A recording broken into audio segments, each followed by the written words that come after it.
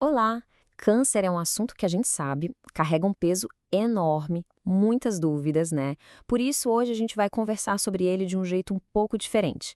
Vamos olhar para a história, entender a ciência que está por trás e o que é mais importante, falar sobre os caminhos de esperança que existem hoje. A ideia aqui é trazer clareza e conhecimento para todo mundo. E para começar, que tal uma viagem no tempo?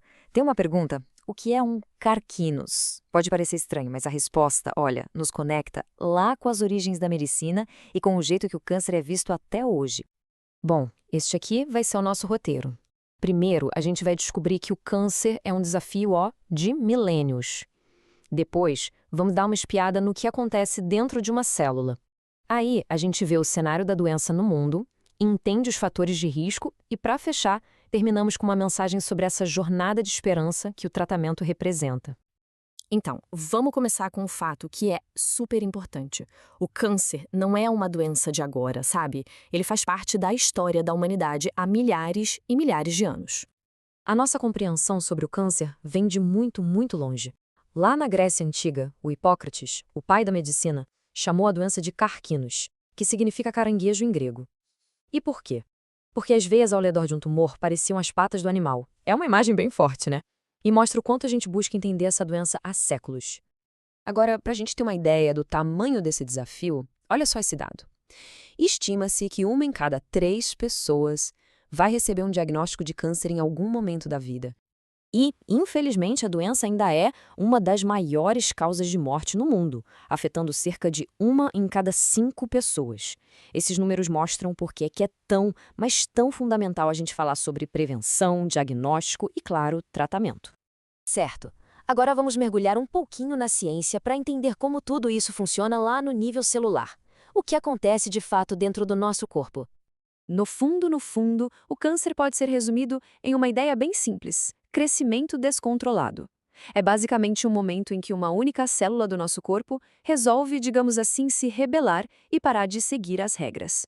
E a diferença é gritante, olha só. Uma célula normal tem o ciclo de vida certinho. Ela cresce, se divide de um jeito controlado e morre quando chega a hora. Já a célula do câncer, essa vira uma verdadeira rebelde. Ela se multiplica sem parar e simplesmente ignora todos os sinais que o corpo manda para ela parar. A gente pode até pensar num carro para entender melhor. Algumas mutações no DNA da célula podem, ao mesmo tempo, desligar os freios que deveriam limitar o crescimento e pisar fundo no acelerador. O resultado? Uma célula que se multiplica sem controle nenhum, dando origem a um tumor. E é a metástase que torna o câncer uma doença que pode se espalhar. É o processo em que essas células rebeldes viajam pelo corpo e começam a formar novos tumores em outros lugares. E esse é um dos maiores desafios do tratamento. Ok, agora que a gente já entendeu como uma célula se torna cancerígena, vamos olhar para o impacto disso no mundo real, vendo como o câncer afeta diferentes grupos de pessoas. A incidência de câncer não é igual para todo mundo, não. Existem tipos que são mais comuns em homens e outros que aparecem mais em mulheres. E essas diferenças que a gente vê nas estatísticas muitas vezes têm a ver com fatores de risco e com as características biológicas de cada um. Então, se o câncer vem de mutações, a pergunta é: o que pode aumentar a chance delas acontecerem? É exatamente isso que a gente vai ver agora, falando sobre os fatores de risco. Muitos fatores que aumentam o risco de câncer estão ligados aos nossos hábitos e ao ambiente em que a gente vive. Tabagismo, tomar muito sol sem proteção, sedentarismo. A boa notícia é que muitos desses fatores são coisas que a gente pode sim controlar. Isso nos leva a um ponto que é fundamental: a prevenção. Ela é a nossa ferramenta mais poderosa. Adotar hábitos saudáveis, fazer exames preventivos, claro, isso não elimina o risco, mas pode diminuir e muito. É um verdadeiro ato de autocuidado. Para a nossa última parte, vamos mudar um pouco o foco e trazer uma mensagem de otimismo. Vamos falar sobre o progresso da ciência e o lado humano dessa jornada. Essa é uma ideia que muda tudo. Um diagnóstico não é um ponto final. É, na verdade, o começo de uma caminhada que envolve tratamento, ação, muito cuidado. É uma fase nova. E o mais importante é saber que ninguém precisa passar por ela sozinho. E essa talvez seja a mensagem mais importante de todas. Graças aos avanços incríveis da medicina, hoje o controle da doença é uma realidade para muita gente.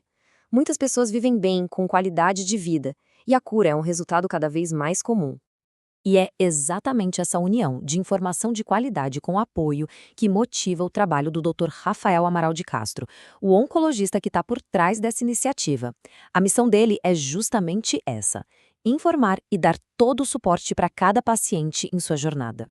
E se você quiser continuar essa conversa, encontrar mais informações confiáveis e mensagens de apoio, fica o convite para explorar os canais do Dr. Rafael. Dá para visitar o site, o canal no YouTube e também o perfil dele no Instagram. E a gente termina com essa reflexão. Onde será que a ciência e a esperança se encontram? Talvez a resposta esteja exatamente aí, na jornada do tratamento oncológico moderno. Uma aliança poderosa entre a inovação da medicina e a força de cada ser humano.